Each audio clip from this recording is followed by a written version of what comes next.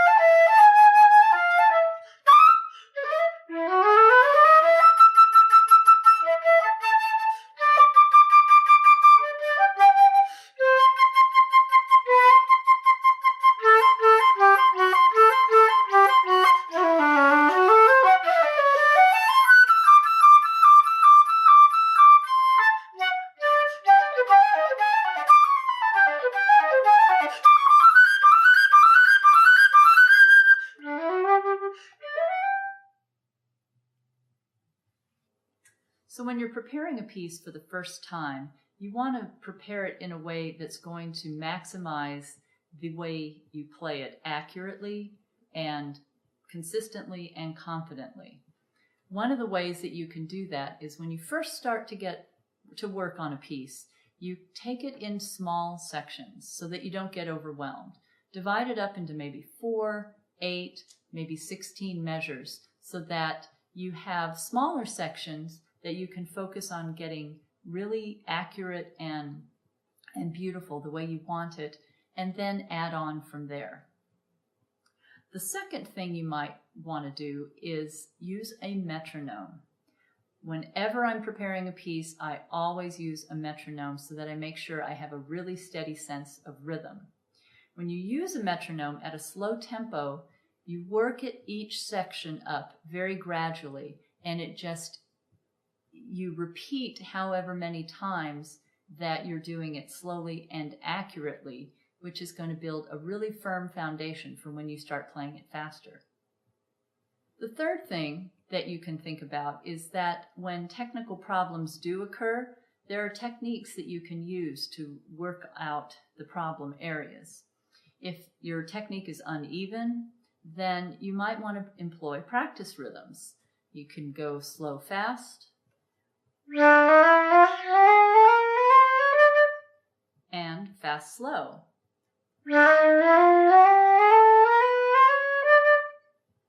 These help even out your technique. Another thing that you can do is when you find there's a note that you keep missing, for example, take that note and the note before it, maybe the note after it, and work on just those 3 notes. When you take just those 3 notes, get that up to tempo, then add a note on either side and put it gradually into context. If you want more advice on technique, you can refer to my video on technique here on this YouTube channel on New Mexico Flute. So one challenging aspect of this etude is going to be rhythm. You want to make sure that you keep a very steady sense of pulse. So as I've said before, you want to use a metronome. You can use this Korg TM-50. It's available for, I think, $20 online. Or you can use an app like Pro Metronome. But make sure that what you get has subdivisions in it. That is the key to being able to play in a really good, steady sense of pulse. So what I would do is take, for example, these first two measures, and I would take out the small notes. I would just play the underlying melodic line first and make sure that lines up with my eighth notes. So I'm going to put my metronome on 88 on eighth note subdivisions.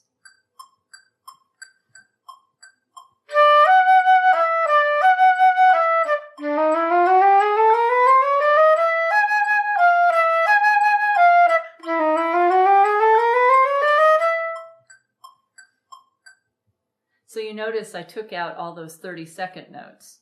When you lay out where the big beats are, then you can fit the smaller notes in time more easily.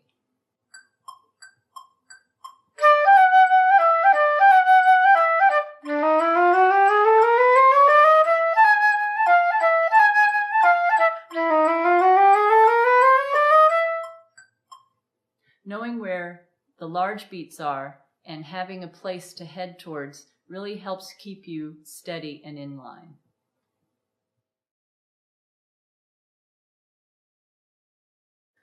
So another challenging aspect of this etude are the mordents. These are small ornaments that are placed over a note. They look like little squiggly lines, and all it means is for you to play the note that's written, go up one note in the key signature, and back down again. So basically, you're just doing one trill on the note. So for example, the end of line 3 and the beginning of line 4 has a mordent over the first note, and they would sound like this.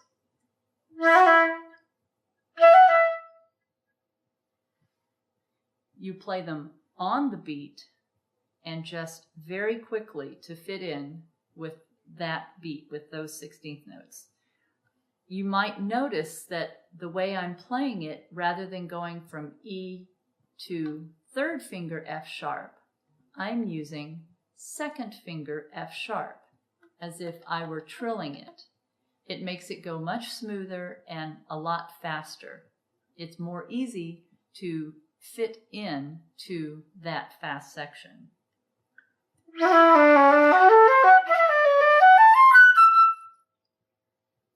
Another challenging aspect of this etude are the huge interval jumps. You're going from low A, G, and F sharp up to high C and then back down again. That can be challenging if you're trying to use your throat and your air to do it and not your lips. What you want to do is keep the support in the low register so that it acts as a springboard for the high register. If your support is already there, then what you'll want to do is shift your lips by shifting the angle of air by bringing your bottom lip forward, and that brings the angle of the airstream up, somewhat like this.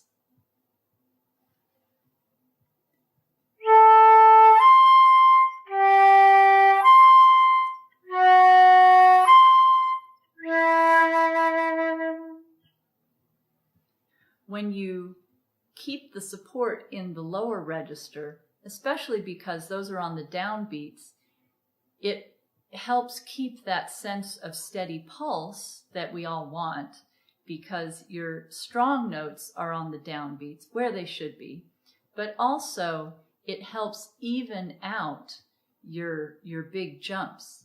You know, it's not such a jump, it's more of just a shift. Another thing that can really help with these big interval shifts are practice rhythms.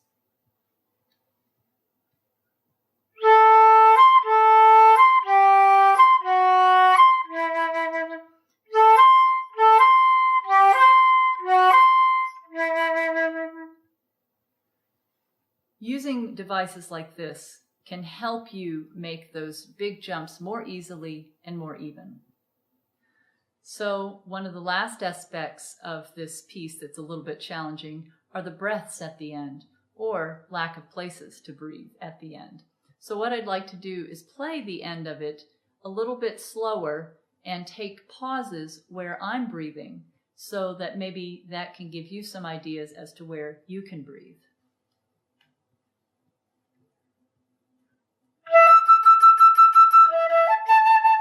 Breathe.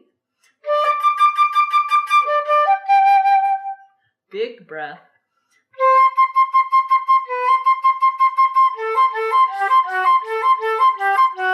Little breath.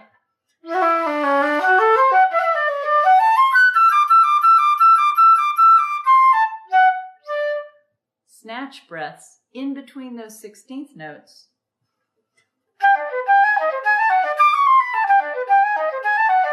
Breathe.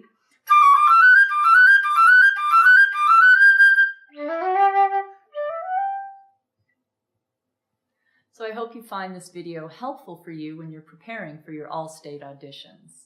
If you have any questions, feel free to email me, and good luck and happy practicing.